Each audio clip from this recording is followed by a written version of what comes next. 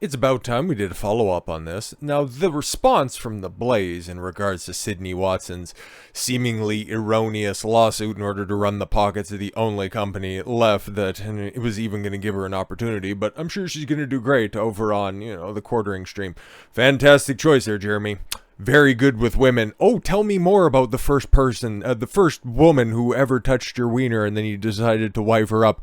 You're somebody who's qualified into giving relationship advice.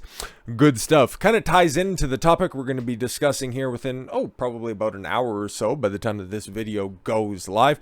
Going to be doing a stream on them Daily Wire boys giving out terrible dating advice. Tell me more about your feelings, Tradcons, but more on that later. But first and foremost, the Blaze responds to lawsuit from Sydney Watson.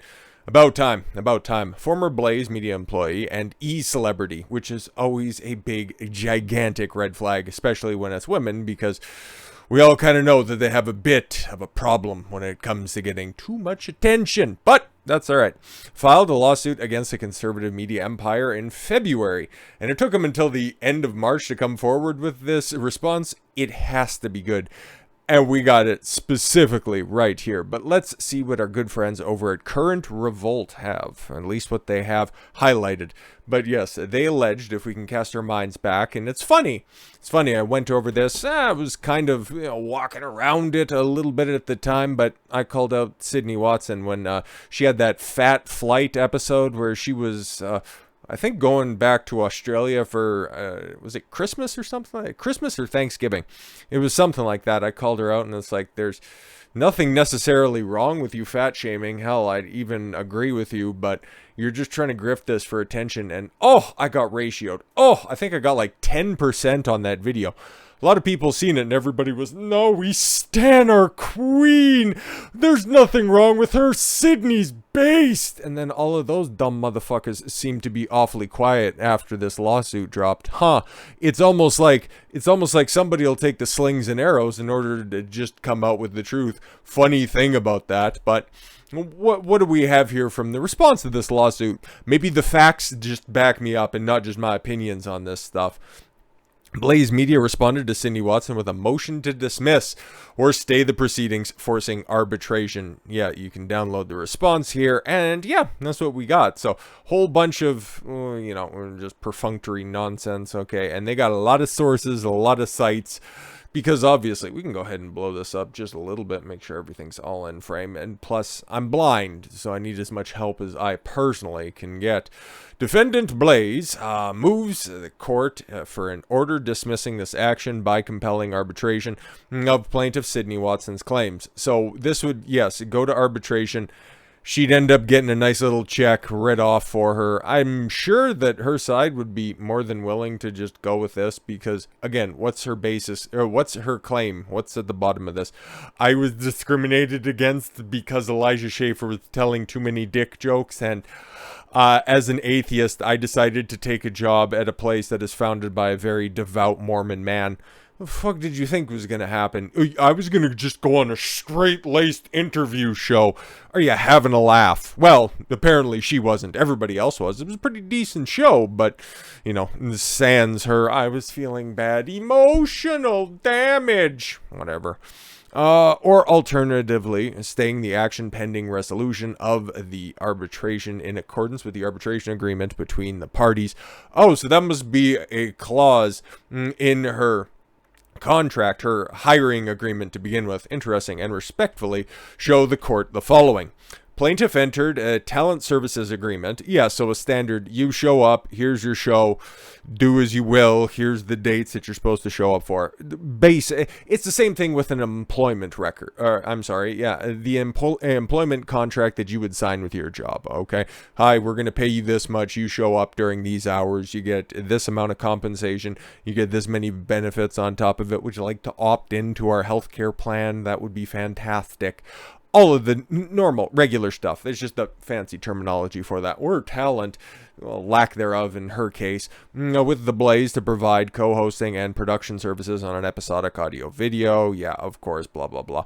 On February 8th, 2023, plaintiff filed a present lawsuit against the Blaze alleging claims of sex and religious discrimination in violation with Title VII of the Civil Rights Act of 1964. Oh my God, Sydney, Rosa Parks Watson, Christ. And the Texas Commission on Human Rights, TEHRA. Wrongful constructive termination in violation with TIHRA and retaliation in violation of the TIHRA. Not only do plaintiff's own statements, emails, and texts reveal that her claims are untrue. Yo, I knew it. You knew it. I knew it. We all knew it. Aha. Plaintiff was not employed by the Blaze. Oh, and instead worked for Blaze as an independent contract. Yo, this is that Vince McMahon shit. Oh, hey pal, heard you broke your leg inside the ring. Well, that sucks. Hopefully you can get a booking into the doctor's office because we're gonna need you back on the road there real quickly, pal. And you remember, no healthcare benefits, nothing like that. You're an independent contractor. Ha ha ha. And entered into a valid and binding arbitration agreement with the Blaze that requires all disputes arising out of the TSA. So yes, what was the proper spin on the TSA? Yes, Talent Services Agreement. I knew that there would be a clause on this one. They wouldn't have just canned her and her show for no good reason without due process already written into the agreement. You fucking dolt. Oh my God. And this is why, man, this is why any sort of agreement, even if it is a business relationship with a woman or anybody that you don't trust fully, get it in writing. Just because you have a handshake agreement with somebody, that means fuck all in today's day and age. You don't know when they can just switch it up like that. So the statement of facts, this is going to be interesting. So on May 1st, 2021, plaintiff and the Blaze entered into a TSA, which governed the terms and conditions of her independent contract relationship with the Blaze to perform co-hosting production services for the episode, for You Are Here, right? Okay. In exchange for payment of money, TSA contained the following arbitration provision. There it is. Okay, so JAMS, Judicial Arbitration and Mediation Services, JAMS Immediate Relief Procedures, whole bunch of legalese and a bunch of sites as well. Despite the plaintiff's express agreement to arbitrate all disputes arising out of the TSA with the Blaze, plaintiff filed a present lawsuit alleging sex and religious discrimination. It's like, if you guys also followed that, and I did a video on it, Tiger Woods' situation, the NDA he got his former bitch to sign, not anybody was on the Rolodex that was exposed after he plowed his Escalade into a tree. And it's like, I've got a problem. No, you're just a regular red-blooded male who likes to fuck hoes everywhere, nationwide. If he would have the mindset that his dick has, Tiger would be unstoppable. But of course, he's as blue-pilled as they get. Hence why his ex-girlfriend is trying to exercise a provision. What is it? I think it's the speak out clause. Okay, trying to backdoor her way into breaching an NDA by saying that I was sexually abused. Where's your claim? I'm sexually abused. Good stuff. That's also what Sydney Watson is doing here. Specifically, the plaintiff alleges that her former co-host, Elijah Schaefer, say his name, subjected her to misogyny, anti-Semitic, harassing, and how could it be anti-Semitic if she's a devout atheist from Australia? Do they even have Jews in Australia? Are they out there on that island? Anyways, harassing and disrespectful behavior that she complained to Blaze management to no avail. Oh, this is where it's going to be good. Is what I prognosticated going to come true? Plaintiff further alleges that the Blaze constructively terminated her in the spring of 2022, or alternatively, actively terminated her around July 2022 after she complained through counsel's demand letter about Schaefer's conduct. All right. Plaintiff's outrageous claims, are made in an attempt to circumvent her status as an independent contractor. There it is, with an agreement to arbitrate and create a circus or media frenzy by filing a lawsuit in a public forum and directly contradicting her own description of the events as she now attempts to paint as discriminatory, harassing, and retaliatory to this court. Shout out to the Blaze for not just writing a check on this one. Fucking great. For example, the plaintiff complains in her complaint, heavy emphasis on the complaining, the choice of guests compounded her growing discomfort with the show. She alleges on December 3rd, 2021, notorious bigot Nick Fuentes, you could say Notorious Big. I would just say Come Detective and Catboy, but tomato, tomato. Appeared on You Are Here in a text exchange on December 4th, 2021 with Tyler Carden referencing Fuentes' guest appearance. Watson agreed with having Fuentes on the show. Oh, although she now complains it was harassment. No, I was fine with it until it happened, and then you just ended up looking like a spaz, and then I don't like it. The mean little virgin is just making me look bad on my own show. She further replied that usually when she thinks a proposed guest is a horrible idea, she says no right out of the gate, and then they do not get booked. Yeah, obviously, if it's a two-party, if it's just, two people in front of the camera. If Elijah didn't want somebody there, that would have been axed. If she didn't want somebody there, that would have been axed. But didn't happen here. And she does not mind woman haters. Oh, that's interesting. And like Nick Fuentes is a lot of things. Cunning, creepy. Like he's also very sharp, but I don't think that he hates women. He's a spurgier version of Milo, if that's even possible, but does he hate women? No. Does he hate Jews? Well, that's another conversation. We further defended her decision not to veto the Fuentes appearance in a text message with Mr. Carden. Like I said, shoot down bad ideas with good ideas. Half the issue is that we try to hide undesirable views rather than pulling them out into the light and seeing them for what they are.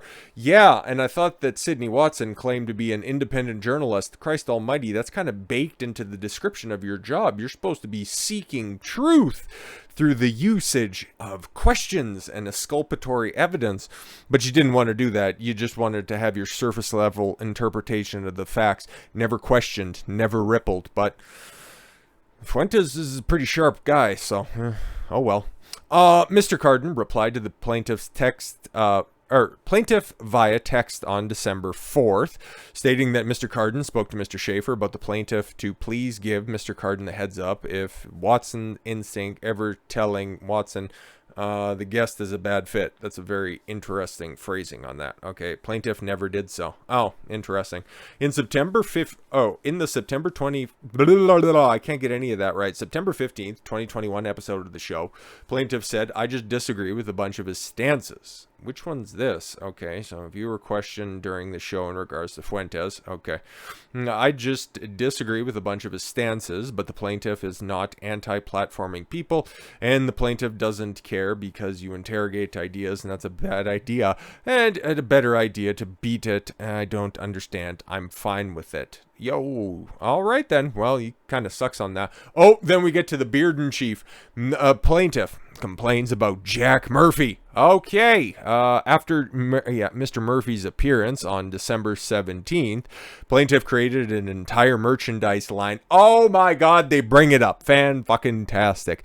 Because she was selling, heartfelt and fuck you t-shirts and all that stuff, which is definitely her right, but after she realized that, oh fuck, this grift is, it's starting to dry up. Better move on to something else. Everybody's starting to see that I might be a bit of a chameleon, so it's about time to blow this shit up. Try to run their pockets one final time, but you didn't cover your tracks well enough. That's the problem, man. You just thought that you could turn on the tear spigots and everybody would go, oh my God, I'm so sorry, but this is business, baby. Plaintiff then created designs for sweatshirts, hoodies, t-shirts, coffee mugs branded Heartfelt, which are currently offered for sale on the plaintiff's website. Yo, she's still doing that? God, you stupid.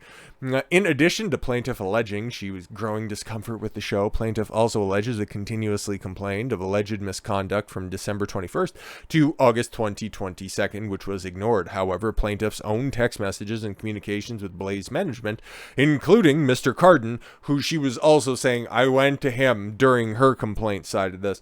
I went to him with any concerns that I had, and they were just dismissed. And here he is bringing the lack of complaints. Funny. Do not align with these allegations. For example, on September 11th, never forget. Oh shit, that's actually the 20th anniversary.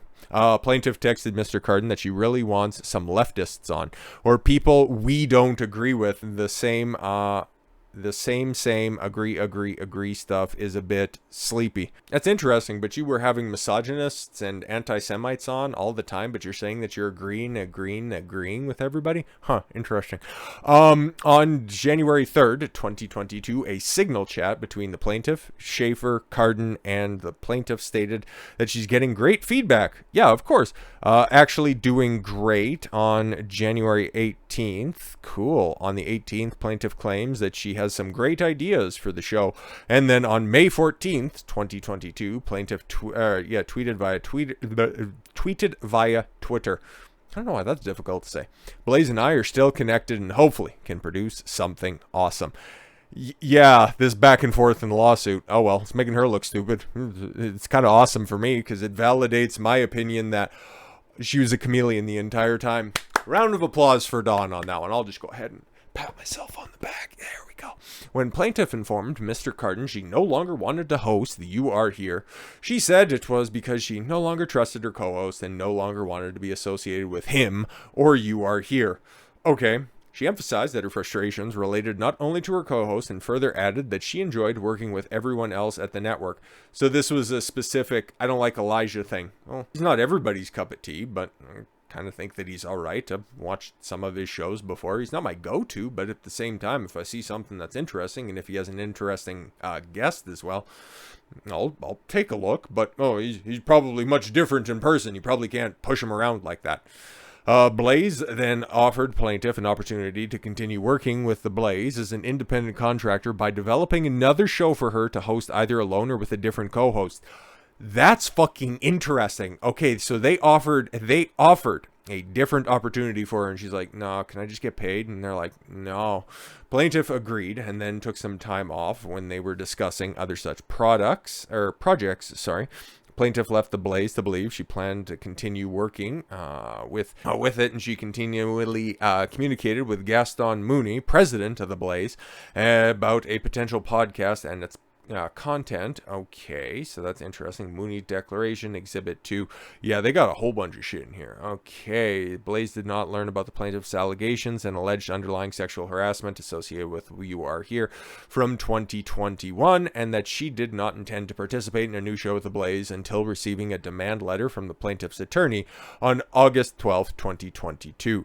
Plaintiff is attempting to circumvent her independent contractor status, and they can provide the employment, or I guess this agreement there that just absolutely turfs her argument. So sucks to suck, I guess. Arbitration agreements are strongly favored. Moving to the arguments and the authorities, and the reason that they are moving towards, just a summary judge, or not a summary judgment, but a motion to dismiss, because it's like, we got it in writing beforehand, so can we just, move this stuff along? Arbitration agreements are strongly favored and are valid under federal and state law. Of course, now they're just going to cite, and this is going to get bogged down in legalese, so we can just kind of gloss over most of this. The FAA, all right, governs the parties' arbitration agreement. Okay, so this isn't proper jurisdiction to be in this case, or in this courtroom, or should compel arbitration because the arbitration agreement is enforceable as a matter of law under the FAA. Yeah, exactly. Plaintiff entered into a valid and enforceable agreement to arbitrate. Yeah, but she doesn't feel like it, though. Okay. First plaintiff unequivocally accepted and acknowledged her consent to arbitrate any claims arising out of the TSA when she electronically signed the TSA with an effective date of May 1st, 2021. Accordingly, the plaintiff accepted the terms of arbitration agreement, and valid and enforceable agreement to arbitrate was formed. Yeah, so then they're just going to go ahead and cite there. Okay, so second, the agreement to arbitrate was expressed mutually. Okay, Texas law, all that stuff. Finally, the parties mutually agreed to the process in which the arbitration would be initiated. For example, parties agree that the requirement for selecting an arbiter and any disputes regarding arbitratability, that's a fun word, were to be determined by the arbitrator. Such agreements clearly indicate intent and attribute any disputes arising from the TSA entered between the plaintiff and the Blaze. Plaintiff claims clearly fall within the scope of arbitration agreement. Yeah, that sucks for her. Sucks to suck, I guess. What else do we got right here? Title 9 USC. Ugh, Title 9. Does not apply to the plaintiff's claims. Yeah, but it's just any university. Fucking move it right along, stupid. Okay, present lawsuit must be dismissed or alternatively stayed because the Blaze has demonstrated all of the plaintiff's claims involved in the issue. Subject to arbitration, the court must dismiss the case. See, the site or the source there. Alternatively, the court should stay the proceeding until a resolution is really reached in arbitration. That makes sense as well. There's another source cited as well. The parties clearly entered into a binding and enforceable arbitration agreement contained within the TSA. We already got that. So, for the reasons set forth above, the Blaze respectfully, heartfelt actually, requests that the court grant its motion to compel and to enter an order dismissing this case and compelling arbitration of plaintiff's claims, or alternatively, staying the case and compelling arbitration. Blaze further requests all other relief in law and equity to which it may justly be entitled. Yeah, that sounds pretty thorough, because the other one, when we went through that, is a whole lot of thoughts and feelings, and who do we have right here? Oh, Kurt Schlichter. That's her counsel, by the way, and Pickle. Yeah. Is that certificate of service? Oh, okay. No. That's, that's Watson's side of this stuff. Okay, so yeah. No, that's the entire thing. I'll link to it. Of course, you can download it right here from this Current Revolt website. And long story short, yeah, Watson, hopefully you can dupe somebody else who's quasi-center right, and hey, looks like you found a fairly squishy target. So with all that said, thank you all very much for the gift of your time. Oh yes, and within, a very short period of time, I'll be going live discussing things just like this, at least more on the TradCon side. The Blaze pretty based on certain things and has some pretty decent shows, but yeah, we're going to go into the belly of the beast on that one. Got a lot of clips. It's going to be a hell of a lot of fun. Hopefully you join me for that. And I've been Don Consuelo, and I will be there as well. We'll catch you all later. Take care, everyone.